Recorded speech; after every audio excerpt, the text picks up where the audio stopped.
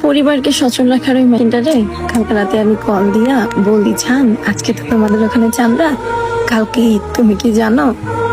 আমার জানলা কি উত্তর দিছে জানেন? বলে আজকে চাঁদ রাত? কই জান, আমি তো জানি না। বলে হ্যাঁ জান, আমি খবর দেখছি আজকে চাঁদ রাত, কালকে তোমাদের ঈদ। আচ্ছা পরে দেখবো নি, কাজ করতেছি, এই ঈদের জায়গায় থাকো।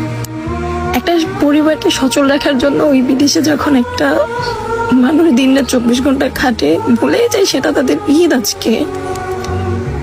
আর ওই মানুষটারে আমরা একটা সময় কদর করতে ভুলে যাই টাকার নেশায়। আজকে ঈদ, কিন্তু আমাদের কিন্তু ঠিকই মনে আছে যে কালকে ওই সৌদি আরবে ঈদ, পরশুদিন আমাদের ঈদ। আর যে মানুষটা আমাদের ভালো রাখার জন্য কাজ করতেছে সেই মানুষটা জানেই না যে সেটা ওনার ঈদের দিন বা ওনার খুশির দিন। এখন বাংলাদেশ টাইম 9টা বাজে, 9টা বা 9:30 বাজে গেছে, এখন মানুষটা কাজ করতেছে। আর এই মানুষটারই আমরা কদর করি না।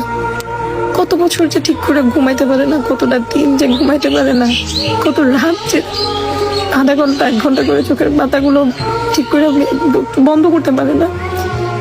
একটা সময় এই সচল রাখা মেশিনটা এনে চোখটা বন্ধ করে দিত, ছোট্ট একটা কফি নিয়ে করে আমাদের কাছে আসবো, তখন আমরা অনেক কদর করবো, অনেক ভালোবাসা দেখাবো। কিন্তু এই মানুষটার কাছে এখন আমরা মাসে বেতন পাই একবার, মাসে টাকা চাই 4বার।